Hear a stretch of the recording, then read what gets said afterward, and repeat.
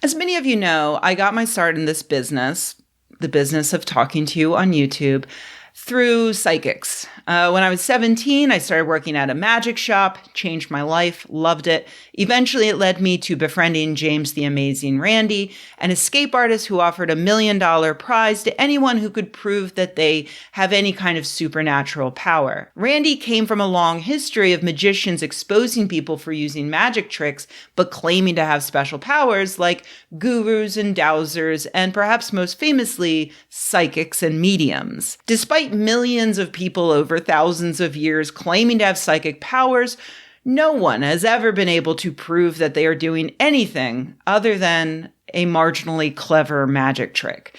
Usually cold reading, hot reading, Barnum statements, things like that. These are all techniques that are as easy to master as basic sleight of hand stuff. But the difference is that no one but a 4-year-old thinks that you actually made a coin slip into an alternate dimension. Adults do believe that you can actually speak to their dead loved ones. The only difference is that you really, really, really want to believe you're talking to Meemaw. No one really gives a shit where that quarter went. We want to know where Meemaw went when she died. Anyway, let me just state up front that I'm very biased on this particular topic. Anyone who claims to be a psychic and who takes money from people for their services is a ghoul, a sick, predatory animal who preys upon vulnerable people to enrich themselves, regardless of who gets hurt. And they do it knowingly, in my opinion. M. Lamar Keene is the pseudonym of an ex-professional psychic who supposedly detailed his journey as a professional psychic in the book, The Psychic Mafia. He points out that a lot of people start out as psychics by just sort of fantasizing that they have magical powers, giving readings to family and friends, and occasionally sharing their creepy prophetic dreams or whatever. My great-grandmother was a psychic in that she knew things. She wasn't working carnivals. She was just a normal little old lady who everyone in the family said accurately guessed the sex of every baby in the family before they were born. You know, really low stakes shit, at least back in the day before expensive gender reveal parties were a thing. But Keene points out that the psychics who go on to make it their living inevitably come to realize that they are liars, because you can't actually make a living by occasionally correctly guessing that someone is going to have a baby girl. In order to make it a job, you inevitably have to start lying and lying well, because psychic powers do not actually exist. They may start small with some hot reading, like your cousin's sister-in-law comes to you for help, and you already know some stuff through the grapevine, so you casually mention her drinking problem, but you pretend you saw it in the tarot cards instead of through gossipy family. And eventually you work in cold reading, which is when you throw out statements that are fairly common and focus on the ones that your client relates to. I see someone with a J name, Jamie or John or Jesse. Oh, yeah, John. It's John. You know, that's cold reading. Cold reading is so easy and so effective that I was recording a pilot for public radio 15 years ago, and I gave an off-the-cuff example of a typical cold reading that a talk to the dead medium might do. And when I finished, my sound engineer came into the room with tears in his eyes and explained that I had described his relationship with his dead mother to a T. And even though he knew I was not a psychic and that I was just making it up, and he knew psychics aren't real, he still was affected greatly by it. Imagine how much easier it is when you're throwing this stuff out there to a sold-out theater full of true believers. They want you to succeed, and therefore you will succeed. Anyway, I'm talking about all this because I kind of hoped that we were past the age of television mediums, but I guess we aren't, because the other day I saw this bonkers clip from CBS Sunday Morning in which these complete dweebs give nearly 6 minutes of PR fellatio to some guy named Tyler Henry. As psychics go, 28-year-old Tyler Henry is a pretty big medium. His specialty, as seen on his E! Network TV show, is helping folks connect with their departed relatives, like Bobby Brown here. He's having me just acknowledge this feeling of I need my son to know how much I love him because I wish I would have said that more in life. So Henry is a sociopath. in my opinion, who pretends, in my opinion, to have magical powers so that he can make people cry and give him money. Some of these people are strangers in a large audience for which he can easily use cold reading techniques. Others are one-on-one video chats for which he can easily get the person's name and basic information and do some Googling beforehand for a hot reading. And now, because he's so gosh darn famous with his own TV show, he can give readings to celebrities like Jim Parsons from The Big Bang Theory. Connected to your father, he's having me go to the grandparent level, generationally. For some reason, they're having me reference to a name, and it sounds something along the lines of like May, or there's some M, I'm saying M-A, and then like May's E. my grandmother. Oh, perfect. Okay, awesome. Tyler mentioned my grandmother's was May, which he nailed like that. She was apologizing and saying, I'm sorry for being such a pain in the ass towards the end. This is the absolute easiest gig a psychic can get because celebrities, first of all, tend to be very credulous.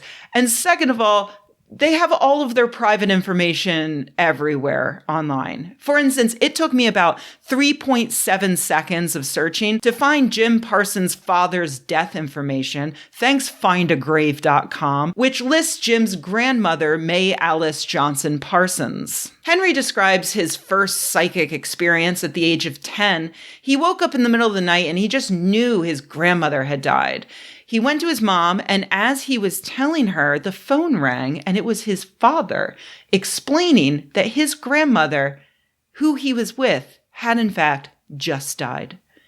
Now, if this were a friend sharing this experience, I would, like CBS Sunday morning interviewer Tracy Smith, nod my head and say, oh, wow. But because this is a man giving the foundation for an enormous multi-million-dollar scam he is currently perpetuating, in my opinion, instead, I would like to know why his dad was with his grandmother in the middle of the night when she died instead of, I don't know, home with his wife and child. Could it be because the grandmother was, in fact, on her deathbed? Could Tiny Henry possibly have known at the age of 10 that his dad was with his grandmother in the middle of the night for the very reason that she was about to die? No, that's ridiculous. He probably, like his father probably just got up in the middle of the night and drove to his grandmother's house because he forgot to give her back the lawnmower that she said she was going to use early the next morning because she's actually very sprightly and active and she wanted to get some landscaping done before the sun came up. And so at 2 a.m, he drives the lawnmower over to the grandmother's house and he's given it to her when suddenly a rattlesnake just jumps out of the engine of the lawnmower and bites the grandmother and they rushed her to the hospital, but they didn't have the anti-venom and so thus she was taken from us far too soon, tragically, completely unexpected. And that's probably what Tyler saw in his dream. That's what happened. Anyway, I guess everybody around him at the time must have really bought this story of his psychic powers because he realized he could make way more money doing that than something stupid like hospice care. Wonder what got him interested in hospice care in the first place. I wonder if anybody he knew was being cared for in hospice prior to dying from a rattlesnake bite. Anyway, it probably doesn't matter. Here's what Henry tells the reporter and possibly himself about how this scam is actually good for the people he takes money from. I think it helps people process emotions that they don't generally feel comfortable processing. So it's really a beautiful opportunity, one I don't take lightly, and one that I think of as a responsibility. He goes on to say that he actually embraces skepticism of his work. So great, I'm going to go ahead and express some now. I actually don't think lying is a beneficial or even a kind way to help people process their emotions, and especially not their grief. If your kid's hamster dies and you tell him Waffles actually went to live on a hamster farm where, she does hamster activities until the end of time, you haven't helped your kid. You've avoided a difficult but extremely important conversation about death and dying. And if you continue to lie, like by getting letters from the hamster farm talking about how much fun Waffles is having, you're just pushing back that conversation to the point where it's going to become much, much harder in the future for your kid to understand what actually happened and how to grieve. I will say that I'm sure there are some people who get something warm and fuzzy out of Henry's lies, in my opinion. I personally think about my dead grandmother a lot. And if I believed in an afterlife and in the ability of a random guy on TV to speak to people in the afterlife, and he told me that my grandmom says she's proud of who I am today, I'd probably walk away feeling pretty happy about that. I've already grieved her because she died when I was a little kid, so the hard work of that process is over. And this is just a happy little thought. Great. I'm sure that Jim Parsons didn't end up worse off because this jerk made him believe that his grandmother said from the afterlife, sorry, I was such an asshole. But is that happy little pick-me-up worth it if the same kind of lie can and is used to devastate people? Now, you won't see any of this in a 5-minute fluff piece on CBS Sunday Morning, although we do see a few seconds of what appears to be a man having a full-on breakdown because he lost his niece a month ago, which doesn't seem great, but whatever. We have ample evidence of the damage these TV psychics can do, thanks to the victims speaking out and investigators like James Randi exposing them. This has happened so often, despite the precautions these frauds take, and the general unwillingness of victims to speak up for fear of being embarrassed or mocked or sued, that it's now standard to do what Henry does in this interview and admit that, yes, many of his fellow psychic colleagues are in fact frauds, but he's for real. They literally all say that, all of them, everyone. And everyone is eventually exposed to be a fraud. And so let's turn to Sylvia Browne, one of the worst human beings to have made it to the 21st century. A big reason I wanted to make this video is because I saw that clip of CBS Sunday Morning, literally the morning after I listened to an old episode of the true crime show 2020 called Captive, A Journey of Hope and Survival. That show describes the story of Michelle Knight, Amanda Berry, and Gina DeJesus, 3 girls who were kidnapped in 2002 through 2004 by a monster in Ohio. A year after Amanda disappeared, her desperate mother went on the Montel Williams show to see Sylvia Browne in the hopes that Sylvia Browne could use her psychic powers to guide her to where Amanda is. Instead, Browne informed Luana Miller that her daughter was, quote, not alive, honey, and that her corpse could be found in water, and that the next time she would see her was in the afterlife. Miller said she believed her. She believed Sylvia Browne when she said her daughter was dead, and she ended up dying herself of heart failure the next year. That is a heartbreaking story, obviously, and that's before you learn that Miller died in hopeless, abject grief, having no idea that her daughter was in fact still alive and being held captive just a few miles from home. She would escape after 10 years of captivity to learn that her mother was gone.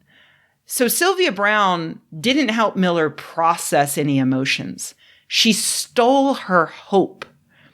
Now, I knew all of that before I listened to this episode of 2020. What I didn't know was that the story actually gets even more heartbreaking.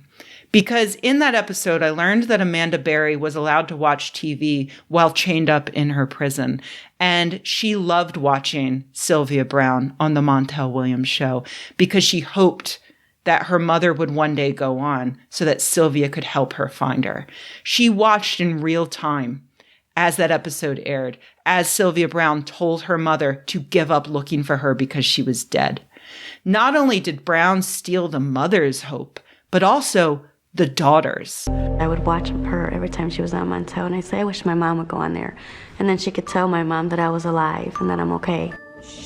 But Sylvia Browne breaks Luana's hope. I just hate that she's not alive, honey. I just broke down crying because I couldn't believe she said that. And then my mom broke down crying, so that hurt even worse. 2 years later, Amanda learns on a news report that her mother has passed. For 3 years. Oh, but it's okay because, she told someone else once that their great-grandfather died of a stroke and says he's happy in heaven. So it all comes out in the wash, right? Pretty equal. That's just one example. She told another woman that her daughter had been sold into white slavery when she had actually been murdered. She told Sean Hornbeck's parents that he was dead and buried under a boulder when he was in fact alive. She told a grieving widow that her husband had died by drowning before the widow revealed that he had actually died in the World Trade Center on September 11th. Back in the day, my late friend Robert Lancaster had an entire website dedicated to cataloging Sylvia Browne's victims, now unfortunately only available at archive.org. Just for funsies, I went there and I just chose a random article. And it was a letter from a woman reporting that her grandmother went to Sylvia Browne to ask just if her deceased husband was happy in the afterlife. Pretty easy on the psychic's end to say yes. But instead, Browne informed her that he had cheated on her during their marriage. She gave her a common woman's first name as the affair partner, which happened to be the name of an acquaintance of the family, which led to years of strife in and amongst this family and in their community. Why? Just 'cause. I honestly think that this is the inevitable path of a successful professional TV psychic. As the years go on, each lie you tell strips a tiny bit of humanity from you until you have the incredible ability to tell the most heartless lies with willful disregard over how they will affect the lives of the people who believe you. Even that is me being a little bit nice about it, because a lot of what Sylvia said actually seemed designed to cause the most pain, probably because that's what made headlines and that's what kept people interested and coming back for more. I actually sneaked into a Sylvia Browne show once and I recorded it, and it was one of the worst things I've ever seen. I have some transcripts of a few of the moments over on Skepchick if you're morbidly curious. She told a woman that her husband was murdered by two people close to her. I'm sure that lady slept really well that night. So yeah, just when I thought we were done with the Sylvia Brownes, here's CBS Sunday Morning giving a glowing segment to the new Sylvia Browne. Congratulations, Tyler Henry. You're very rich now. I hope it was worth it.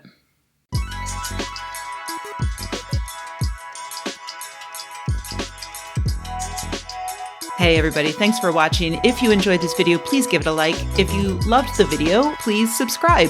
And if you think the world could use more videos like this and you happen to have a few bucks laying around, head to patreon.com/Rebecca and join an awesome community of nerds like the people whose names you see on the screen right now. Thanks.